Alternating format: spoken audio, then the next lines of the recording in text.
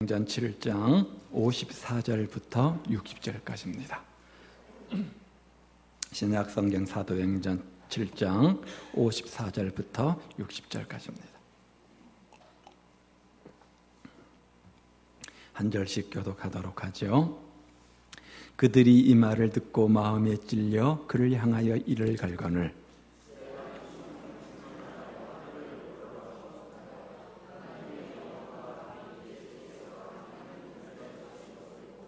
말하되 보라 하늘이 열리고 인자가 하나님 우편에 서신 것을 보노라 한대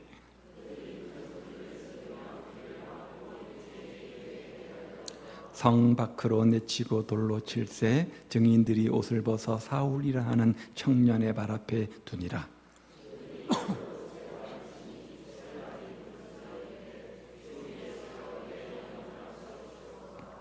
무릎을 꿇고 크게 불러 이르되 주여 이 죄를 그들에게 돌리지 마옵소서. 이 말을 하고 자니라. 아멘. 우리 모두가 이 땅을 살면서 환영을 받아보신 적이 있을 것입니다. 아마 우리 모두 몇 번 정도는 누군가로부터 환영받아 본 기억이 있을 텐데요.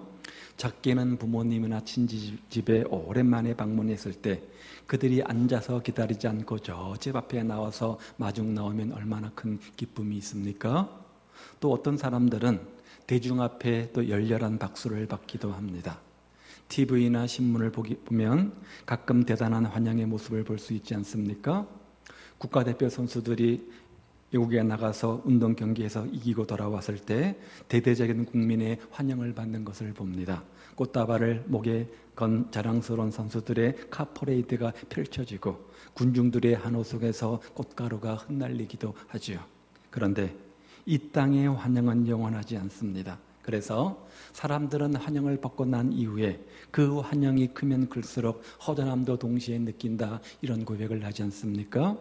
실제 이러한 극진한 환영이 나중에 야유와 또 저주로 바뀌는 것을 우리는 주변에서 심심치 않게 보게 되어집니다. 이렇듯 이 세상의 환영은 일시적인 것이고 또 변화적인 것이고 영원하지 못한 것입니다. 오늘 나를 환영하는 사람이 내일 나를 향해서 칼을 들이댈 수도 있는 거지요. 그런데 완벽한 환영이 있다, 성경은 이렇게 이야기합니다. 그 환영은 허전하지 않습니다. 변하지도 않습니다. 정말 완벽한 환영이다, 성경은 이렇게 말하는데 그것은 다름 아닌 천국에서의 환영입니다. 오늘 본문은 스데반이 순교당하는 장면을 자세히 기록해 놓고 있죠. 달리 말하면 스데반의 영혼이 이 땅을 떠나서 천국에 갔는데 그때 천국에서 어떤 일들이 일어나는지 성경이 우리에게 지금 가르쳐주고 교훈해주고 있는 겁니다. 특별히 56절 말씀을 다시 한번 보십시오. 말하되 보라 하늘이 열리고 인자가 하나님 우편에 서신 것을 보노라 한대. 자, 이 56절 말씀이 주목되는 이유는 두 가지 단어 때문에 그렇습니다. 하나는 인자라고 하는 단어인데요. 인자가 무슨 뜻입니까? 사람의 아들, 그런 뜻이죠. 사람의 아들. 우리는 신약 성경을 통해서 예수님을 두 가지 명칭으로 부르는 것을 찾아볼 수 있는데요. 하나는 하나님의 아들이죠. 또 하나는 사람의 아들, 즉 인자입니다. 그런데 중요한 것은 예수님께서 사람들에게 자신을 소개할 때 불렀던 이름 중 하나가 하나님의 아들이고 또 하나는 사람의 아들 인자였습니다. 즉 예수님께서 자신을 소개할 때 썼던 명칭이지 단 한 번도 제자들이나 사람들이 예수님을 향해서 인자, 사람의 아들 이렇게 명명한 적은 한 번도 없다는 거죠.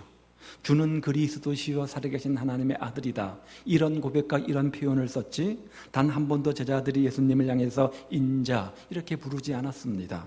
그런데 오늘 유독 스데반만이 그 예수님을 향해서 인자라 이렇게 부르고 있는 겁니다. 그렇다면 이유가 있겠죠. 왜 그렇습니까? 왜 스데반은 이 절대절명의 순간에 예수님을 향해서 하나님의 아들, 만유의 주 이렇게 표현하지 않고 인자, 사람의 아들 이렇게 부르고 있는 겁니까? 지금 스데반은 자신이 돌에 맞아서 죽는 그 순간 아닙니까? 절대절명의 순간이었습니다. 하늘이 열리고 예수님께서 하나님 우편에 서신 것을 본다, 이렇게 말씀하고 있죠. 스데반이 발견한 예수님은 하나님 우편에 계신 그런 능력의 하나님일 뿐만 아니라 완벽한 인간의 모습이었다는 거예요. 물론 예수님은 하나님이십니다. 그래서 이 땅을 창조하셨죠. 또 곧 오는 세상을 심판하실 심판주이십니다. 모든 만물을 다스리는 전능한 하나님이십니다. 그래서 제자들이 그 앞에서 예수님을 향해서 하나님의 아들이다, 당신은 메시아다, 당신은 그리스도다, 당신은 구세주다 이렇게 고백하지 않았습니까? 그런데 예수님은 또한 동시에 자신을 인자라 이렇게 소개하고 계시다는 거예요. 사람의 아들이라는 거죠. 무슨 말입니까?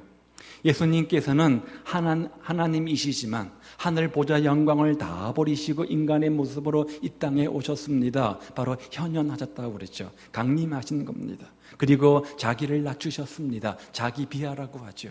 모든 천하 만물을 지으시고 주관하시는 통치자 영광의 하나님께서 뭐가 부족해서 인간의 몸으로, 그것도 낮고 낮은 천한 몸으로 이 땅에 오셔서 온갖 멸시와 조롱을 받으신 겁니까?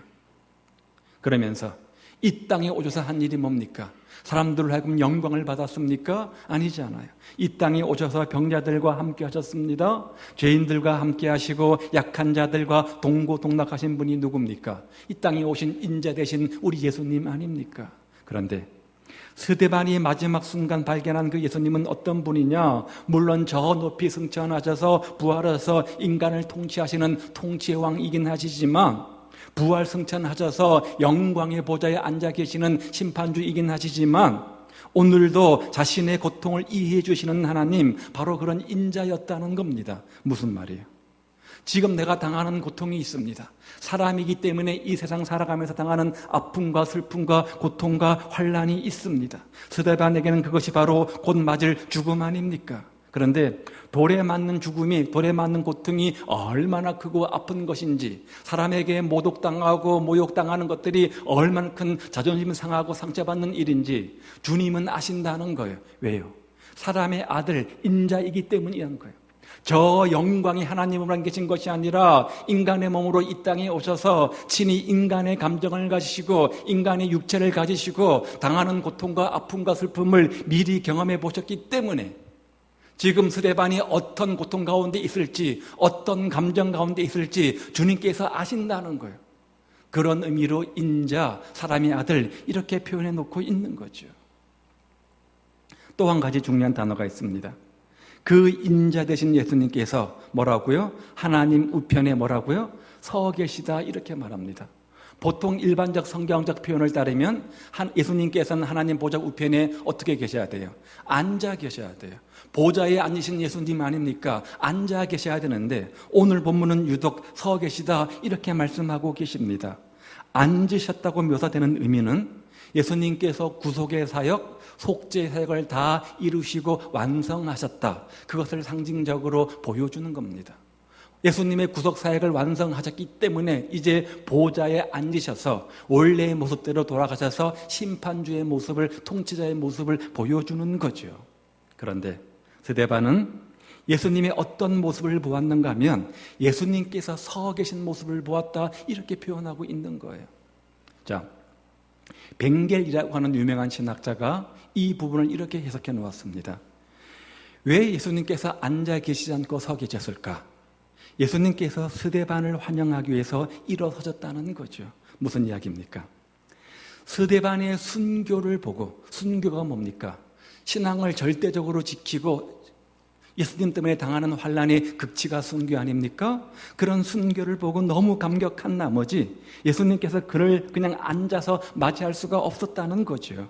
그의 삶이 얼마나 아름다웠던지, 그가 이 세상을 떠나 천국으로 돌아오는 그 순간 예수님은 보좌에서 벌떡 일어나가지고 신발도 안 드시고 맨발로 나가서 스데반을 두 손 벌려서 맞이해 주신다는 거예요. 그런데 우리도 언젠가는 이 땅을 떠나서 천국에 들어갈 텐데 그 천국으로 들어가는 그 순간 주님께서 앉으셨던 그 보좌에서 벌떡 일어나서 우리를 맞으신다면, 오면 오고 말면 말고가 아니라 정말 두 팔 팔짝 뻗쳐서 너무나 반가운 얼굴로 우리를 맞아주신다면 그보다 더 큰 기쁨, 더 큰 영광이 또 어디 있겠습니까? 그러면 도대체 스데반은 어떤 삶을 살았길래 그가 마지막 천국문에 들어가는 그 순간 예수님이 앉아 계시지 못하고 급한 마음에 벌떡 일어서서 그를 환영하는 마음으로 맞이해 주셨을까요? 오늘 우리는 그의 삶의 몇 가지 특징들을 살피면서 우리도 언젠가는 천국 안에 들어갈 텐데 그때 주님께서 우리를 맞이하실 때 환한 얼굴로 두 팔 활짝 벌려서 맞이하는 그런 축복의 주인공들 다 되시기를 우리 주님의 이름으로 축복을 드립니다. 한 가지 배울 교훈은, 자세한 첫 번째는 하나님의 말씀에 올바로 반응해야 된다는 겁니다. 그러한 삶의 주인공 되기 위해서 첫 번째 교훈이 뭐라고요? 하나님 말씀에 우리가 제대로 반응해야 된다는 거예요. 자, 스데반을 오늘 죽인 자들을 한번 생각해 보십시오. 소위 말하는 가해자들이죠. 성경을 몰랐습니까? 하나님을 몰랐습니까? 예수님을 몰랐습니까? 아니잖아요. 누구입니까? 사내들인입니다. 즉 이스라엘의 지도자들입니다. 교회의 영적 지도자들입니다. 이들이 얼마나 성경 지식에 빠삭했는지 구약 성경을 다 거의 암송하다시피 하는 굉장한 어떤 성경 지식을 가진 소유자들 아닙니까? 그야말로 성경의 표현대로 성경 박사들입니다. 그런데 그들이 스데반을 돌로 쳤어요. 구약 성경을 알 뿐만 아니라 그 앞에 1절부터 쭉 나오는 스데반의 설교 말씀을 들었습니다. 본문에 보니까 말씀을 들었습니다. 듣는 것으로 끝이지 않고 그 마음속에 변화가 있었는데 찔림이 있었다, 이렇게 말해요. 54절이죠. 그들이 이 말을 듣고, 여기 그들은 가해자들을 말하는 거죠. 이 말이 누굽니까? 스데반의 1절부터 53절까지 나오는 설교 내용입니다. 설교 내용을 듣고 마음에 찔려 그를 향하여 이를 갈거니. 설교 내용이 뭡니까? 다른 것 아니에요. 바로 예수님께서 우리의 구원자다, 복음을 소개하는 거죠. 그런데 그들의 반응은 참 이상하지 않습니까? 마음에 찔렸는데 오히려 그를 향해서 이를 갈았다. 여기 찔렸다고 하는 이 단어는 헬라어로 직역하면 화살이 관역에 제대로 꽂혔다, 그런 의미를 가지고 있어요. 하나님의 말씀이 선포되었습니다. 그의 마음속에 들어왔습니다. 그 마음에 정곡을 찌른 거죠. 이 사내들인 사람들은 스데반이 설교할 때 이 설교를 남의 이야기가 아닌 지금 자신들을 두고 하는 말씀으로 알아들었다는 겁니다. 말씀이 빗나간 것이 아닙니다. 마음밭에 제대로 심겨진 겁니다. 분명히 이것은 나에게 하시는 하나님의 말씀이구나, 그렇게 하면서 화살이 관역에 꽂히듯이 그들의 마음속에 꽂혀서 그들의 마음을 찔렀다, 이렇게 성경은 말하는 거예요. 그런데 문제는 하나님 말씀이 아무리 우리 마음에 찔렸다고 할지라도, 우리가 말씀을 듣고 우리 마음이 찔린다고 할지라도 그 다음에 우리가 어떻게 반응하느냐, 이게 중요하다는 거죠. 우리 모두는 하나님 말씀에 찔림받기 위해 나온 사람들 아닙니까? 무슨 말씀이든 우리는 오늘 이 말씀은 나를 두고 하시는 말씀이구나, 나에게 들려주시는 하나님의 음성, 성령의 메시지구나, 이렇게 받아들여야 되잖아요. 그런데 어떤 사람들은 찔림받은 다음에도 원망합니다, 불평합니다. 나를 두고 까는구나, 왜 이런 설교를 하느냐라고 불평한다는 거죠. 그래서 그들이 이 말을 듣고 마음에 찔렸음에도 불구하고 그를 향하여 이를 갈거늘, 이렇게 성경은 말하는 거예요. 하나님 말씀이 그 마음에 박혔는데, 주의 말씀이 화살같이 그 마음에 꽂혔는데 이 사람들의 반응은 놀랍게도 이를 가는 거였어요. 이를 갈 뿐만 아니라 그 다음 절 보니까 귀를 막았다, 이렇게 말하죠. 이게 문제이죠. 아무리 진리의 말씀이 폭포수처럼 쏟아진다고 할지라도 우리가 귀를 막고 듣지 않으면 그 말씀은 아무런 의미가 없는 거잖아요. 사내들은 이스라엘 지도자들, 성경의 박사들이라고 하는 이들은 하나님의 말씀을 들었습니다. 마음에 찔림이 있었음에도 불구하고 귀를 닫아버렸습니다. 그런데 똑같은 맥락이 사도행전 2장에도 등장합니다.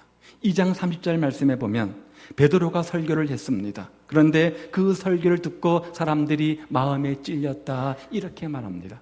베드로의 설교 내용이나 스데반의 설교 내용이나 다른 게 아닙니다. 똑같이 복음을 소개했습니다. 당신이 십자가에 못 박혀 죽게 한 예수님, 그 예수님이 부활승천하셔서 우리의 구세주가 되셨다, 그 예수를 믿으면 우리가 구원받는다, 이거잖아요. 베드로가 설교했을 때 거기 모인 사람들이 마음이 찔렸습니다. 그 사람들이 누굽니까? 평범한 유대인들이었습니다. 그저 군중들이었습니다. 그저 백성들이었습니다. 3,000명이 모였지만 그저 평범한 군중들입니다. 너희가 예수님을 십자가에 못 박았다. 베드로가 설교했습니다. 그런데 실제로 누가 못 박았습니까? 로마 병정이잖아요. 조금 더 따져보면 가해자가 누굽니까? 빌라도이겠죠. 또 빌라도에게 예수님을 못 박으라고 간청했던 가야바 제사장이겠죠. 또 조금 더 나가면 그 예수님을, 스승 예수님을 팔아먹은 가룟 유다이겠죠. 그들이 가해자 아닙니까? 그런데 그 3,000명이 무슨 잘못이 있다고 그들을 향해서 베드로가 너희가 예수님을 십자가에 못 박았다 이렇게 이야기할 수 있는 겁니까? 그런데 그들이 뭐라고 반응해요? 옳습니다. 우리가 예수님을 십자가에 못 박았습니다. 내가 예수님을 십자가에 못 박았습니다. 그렇게 말하고 나서 그 말씀이 마음속에 화살이 되어 꽂혔을 때 그들은 반항하지 않았습니다. 뭐라고 대답합니까? 형제들아, 우리가 어찌 할꼬? 똑같은 말씀이 선포되었지만 한 무리 사람들은 이를 갈았고 귀를 닫았고 한 무리의 사람들은 가슴을 열었습니다. 그 결과가 뭐예요? 선포되는 말씀 앞에 마음으로 반응하자. 그 결과가 뭐예요? 3,000명은 그날 성령 충만을 얻고 구원받았다. 성경은 이렇게 말하잖아요. 그렇다면 누가 천국에서 환영받을 사람입니까? 누가 천국에서 예수님께서 두 팔 벌려서 잘했다, 축하한다, 반갑다 그렇게 환영받을 사람입니까? 이 땅에서 존경받는 사람입니까? 이 땅에서 높은 지위를 가졌던 사람입니까? 호화로운 삶을 살았던 사람입니까? 아니잖아요. 주님은 하나님 말씀에 올바로 반응한 자들을 보좌에서 벌떡 일어나서 맞이할 것이라 성경은 이렇게 우리에게 교훈해 주고 있는 겁니다. 따라서 하나님 말씀이 내 마음에 찔릴 때, 하나님 말씀이 선포되어서 내 마음을 감동 줄 때 귀를 여는 자들이 되시기를 바랍니다. 가슴을 여십시오. 그리고 마음 중심으로 들으십시오. 탈무드에 보면 사람의 유형을 세 종류로 분류해 놓았습니다. 항아리의 비유를 했는데 어떤 사람은 거꾸로 된 항아리 같은 사람이라는 거죠. 하나님의 말씀이 막 들려옵니다. 아무리 말씀에 소낙비가 쏟아진들 한들 입구가 막혀 있으니 무슨 소용이 있겠습니까? 그런가 하면 또 한 종류의 사람은 똑바로 놓여 있기는 한데 그 안에 오물이 가득한 사람입니다. 온갖 세상의 더러운 것들로 가득 찬 거죠. 그래서 하나님의 말씀이 그 삶 속에 역사하지 못하는 경우입니다. 또 한 종류의 사람은 비어있는 항아리입니다. 오늘 여러분의 삶의 모습은 어떻습니까? 여러분이 말씀을 들을 때, 말씀을 마음밭에 담을 때 어떤 마음 상태로 그 말씀을 담습니까? 우리 마음을 비우십시오. 옥토밭이 되는 거죠. 주님을 향해서 우리 마음을 여십시오. 하나님의 말씀이 내 마음에 찔릴 때 올바로 반응하시기를 바랍니다. 이거는 저 사람에게 주는 말씀이 아니라 오늘 나에게 주시는 하나님의 음성이다라고 믿고 아멘으로 받으십시오. 그리고 그 말씀이 진리의 말씀이라고 생각된다면 그 말씀 앞에 순종하기를 즐겨 하십시오. 어떤 사람이 천국에서 환영받는 사람이라고요? 하나님의 말씀에 올바로 반응하는 사람입니다. 뭐가 반응해요? 들려진 말씀을 하나님의 말씀을 알고 그대로 행하며 실천, 적용하는 삶을 사는 거죠. 그럴 때 우리 모두는 스데반처럼 저 천국에서 조만간입니다. 조만간 천국에서 주님께 환영받는 자의 삶을 살게 되는 겁니다. 두 번째 삶의 자세는요. 스데반은 하늘을 바라보고 살았어요. 하늘을 바라봤어요. 자, 무슨 말이냐? 사람들이 무엇을 바라보고 무엇을 초점으로 두고 무엇을 가치로 두고 사느냐가 굉장히 중요하다는 거예요. 왜냐하면 사람은 그 보는 것에 따라서 그 마음 중심에 두는 것에 따라서 초점을 두는 것에 따라서 그대로 변하기 때문입니다. 날마다 삼류 연속극만 보는 사람은 삼류 인생이 될 수밖에 없는 거예요. 우리 인생은 심은 대로 거두잖아요. 집어넣는 대로 그대로 나오게 되어져 있습니다. 우리가 날마다 돈만 생각해 보십시오. 날마다 돈만 바라보고 돈이 내 인생의 전부가 돼 보십시오. 우리는 돈의 노예가 됩니다. 돈이 나쁘다 그 말은 아니잖아요. 이 세상에서 가장 위험한 우상이 뭐냐? 돈입니다. 누가복음은 이렇게 말해요. 너희가 하나님과 재물을 겸하여 섬길 수 없다. 여기 우리나라 성경은 재물로 번역되어졌지만 원래 헬라어 성경은 재물이 아니라 돈신, 만몬이죠. 만몬이즘입니다. 돈이 신이라는 거예요. 돈이 우상이라는 거예요. 하나님께서 돈을 어떻게 표현하셨냐? 신적 존재로 표현하셨어요. 인간이 얼마나 돈의 마음을 잘 빼앗기면 마치 주님 보실 때 돈은 하나님과 맞먹는 세력으로 우상처럼 신처럼 그렇게 표현하시는 겁니다. 실제로 그렇잖아요. 또 날마다 미운 것만 보고 살면 복수의 화신이 됩니다. 이처럼 우리가 무엇을 바라보고 사느냐, 무엇을 마음에 두고 사느냐, 무엇을 같이 기준 삼고 사느냐가 굉장히 중요한 문제입니다.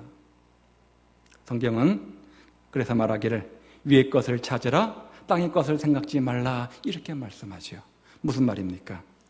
우리의 관심을 금방 없어져 버린 일시적인 것에 두지 말고 영원한 하늘나라, 영원한 가치 기준 거기에 집중시키라 이렇게 말씀하고 있는 겁니다. 그러면서 사도 바울은 또 다른 성경 본문 고린도후서 4장 18절에서 동일한 말을 이렇게 해요. 우리의 돌아보는 것은 보이는 것이 아니요 보이지 않는 것이니 보이는 것은 잠깐이요 보이지 않는 것은 영원함이라. 무슨 말입니까? 보이는 이 땅에서 삶은 잠깐인 것이고 우리가 천년만년 영원히 살 것처럼 살아가고 영원히 내 것처럼 누리며 살 것 같은 이 땅에서 모든 것들은 잠깐뿐이고 더 가치 있는 더 중요한 보이지 않는 저 영원한 것이 있다. 거기에 초점을 두라 이렇게 말하고 있는 거죠. 왜 우리가 위의 것을 찾아야 됩니까? 왜 하나님께 가치 기준을 둬야 되는 겁니까? 왜 이 땅 살면서 저 하늘나라를 바라봐야 되는 겁니까? 사도 바울은 골로새서에서 이렇게 말해요. 그 이유를. 이는 왜냐하면 그런 뜻입니다. 너희가 죽었고 우리가 죽었대요. 예수 믿는 사람들은 이미 다 죽었습니다. 어디에서 죽었어요? 우리 옛생활은 죽은 겁니다. 이 세상에서는 죽은 겁니다. 이 땅에서는 다 죽은 존재들입니다. 다 죽은 겁니다. 너희 생명이 대신에 그리스도와 함께 하나님 안에 감춰졌다. 우리는 이 땅에서 죽은 존재들이요 대신에 또 다른 영원한 생명이 하나님 안에 있다. 이렇게 말씀하고 있는 겁니다. 예수 믿는 것이 뭐냐? 예수 믿는 것은 죽는 것이래요. 날마다 자신을 죽이는 겁니다. 자신의 생각을 죽이는 거고 자신의 고집을 죽이는 것이고 자신의 모든 것들을 죽이는 겁니다. 더 정확하게 말하면 예수 믿고 나서 첫 번째 변화가 뭐냐? 가치관의 전도, 가치관의 변화가 일어나는 겁니다. 예수를 참으로 믿는다는 것은 가치관이 완전히 바뀌는 것을 말합니다. 그래서 지금까지 가장 가치 기준으로 좋은 것이라고 생각했던 것, 가장 정말 큰 것으로 생각했던 것, 전부라고 생각했던 그 모든 것들을 다 버리는 것이에요. 다 버리는 거예요. 그 말을 세상에 대해서 너희가 죽었고 이렇게 표현해 놓은 겁니다. 지금까지 전부 알았던 세상의 쾌락, 세상의 돈, 세상의 부와 명예, 내가 전부로 알고 그것을 위해서 추구했던 그 모든 것들, 이런 것에 대해서 나는 이제 죽은 존재다. 그렇게 여기는 거예요.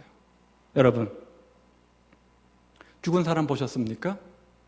죽은 사람에게 재미있는 연속곡을 갖다 대면 그 연속곡이 아무리 재미있어도 무슨 의미가 있습니까?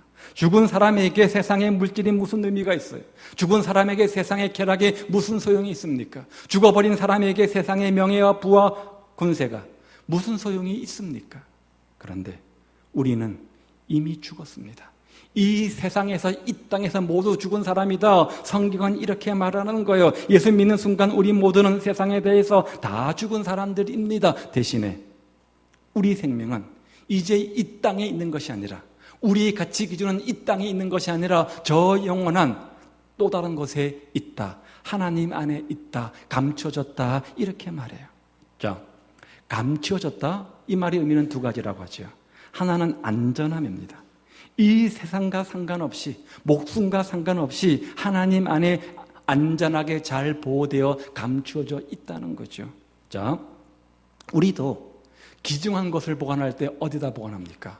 저 안전한 곳에 보관하지 않습니까? 잘 감추어 보관하지 않습니까? 마찬가지로 가장 안전한 금고인 하나님 안에 우리 생명, 우리 영생이 감추어져 있다는 거예요. 맞잖아요. 누구 누구 안에 우리 삶의 생명이 있습니까? 예수님 안에 있잖아요. 어디에 있습니까? 하나님 안에 있잖아요. 하나님 안에서 우리는 영원한 생명, 영생을 누리는 거잖아요.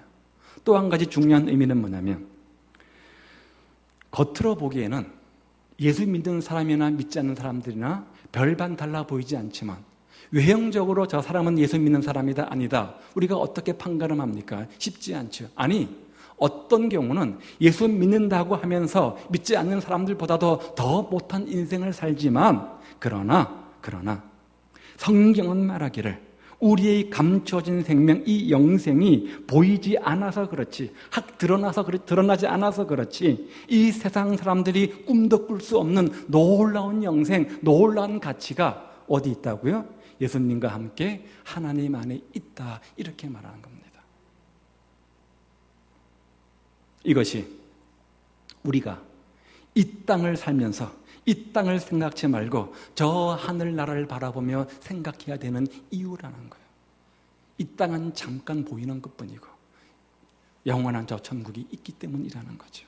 그렇다면 우리는 얼마나 하나님 나라를 사모하며 바라보십니까? 얼마나 거기에 우리의 가치 기준을 두고 살아갑니까?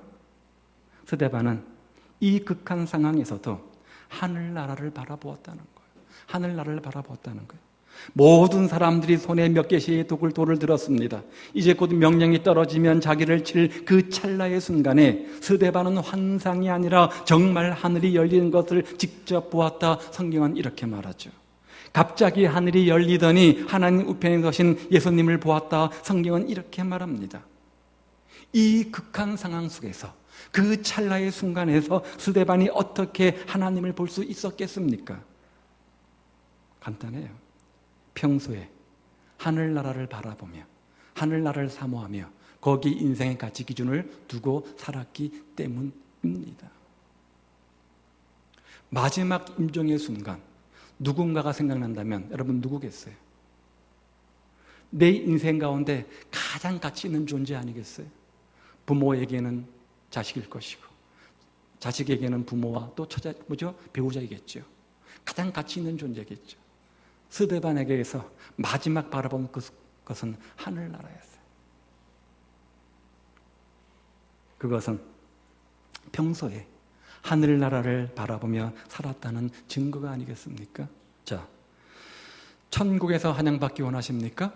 그렇다면 오늘 머릿속의 생각들을 정리하시기 바랍니다.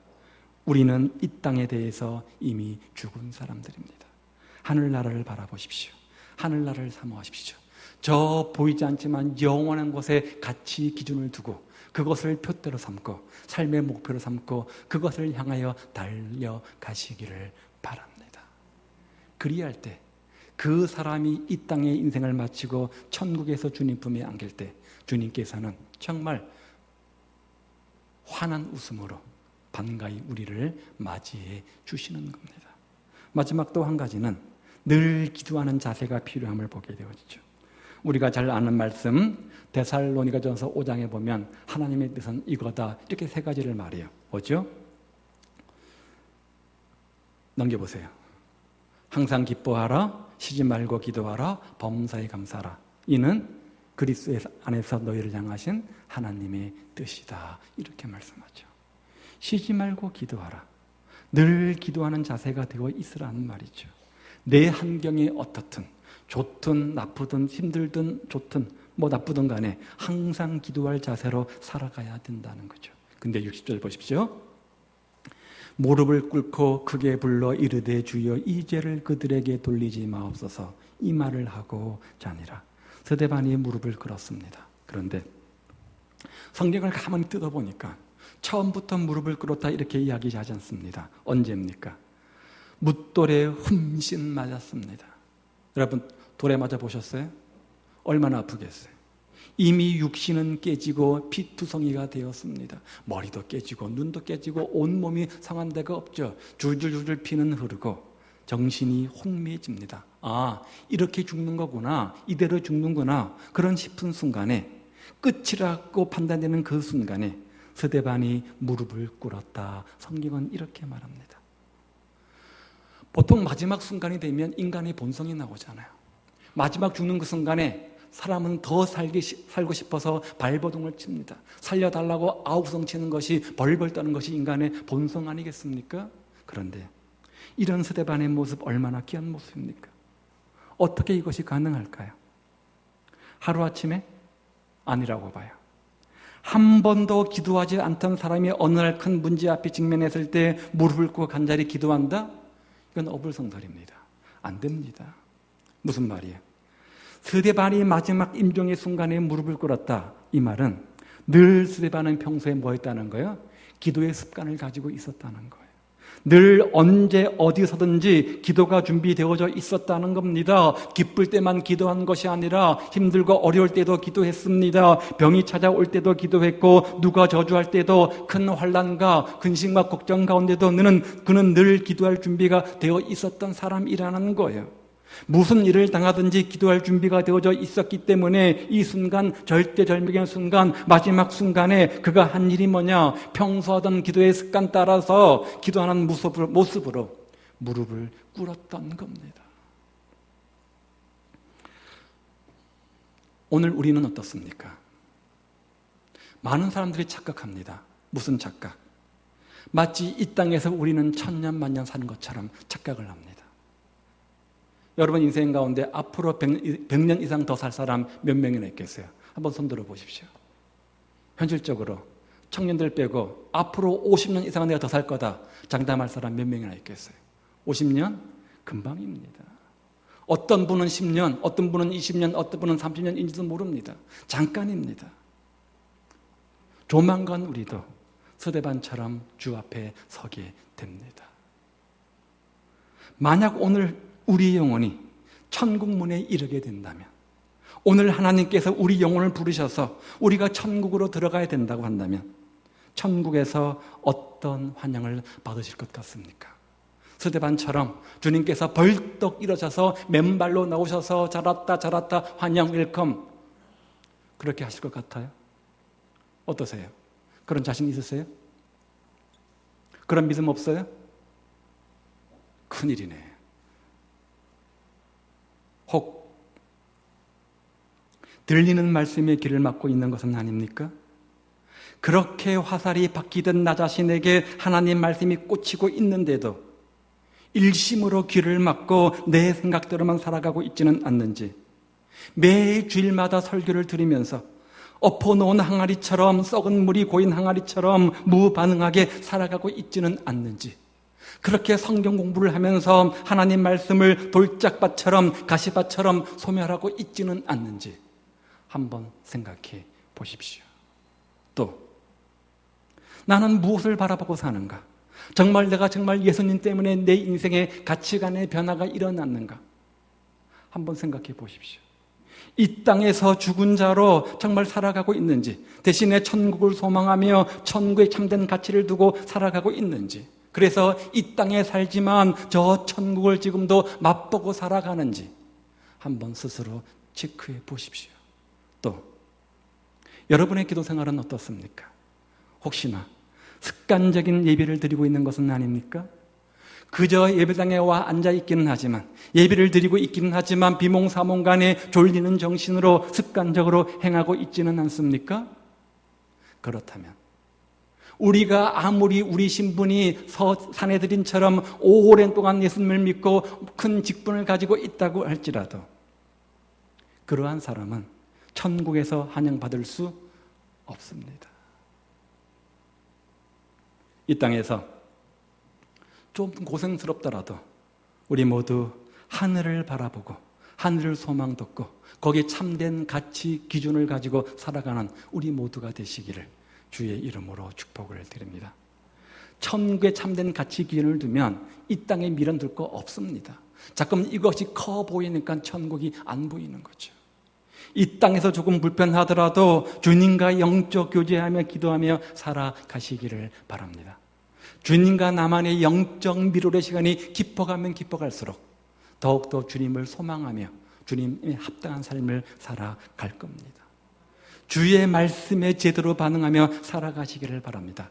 그저 흘려보내지 마시고 들을 게 있는 자들 되어서 은혜 받는 선수가 되어서 우리 모두 옥토밭이 되어서 그 말씀을 내 마음속에 뿌리 박아서 30배, 60배, 100배의 열매를 맺는 그런 삶이 되십시오. 그래서 천국에서 주님이 우리 모두를 환영하는, 아니 벌떡 일어나셔가지고 우리를 두 팔 벌떡 벌려서 너무나 반가운 마음으로 주님께서 우리를 맞이하는 천국에서 그러한 환영받는 삶의 축복의 주인공들 다 되시기를 우리 주님의 이름으로 축복을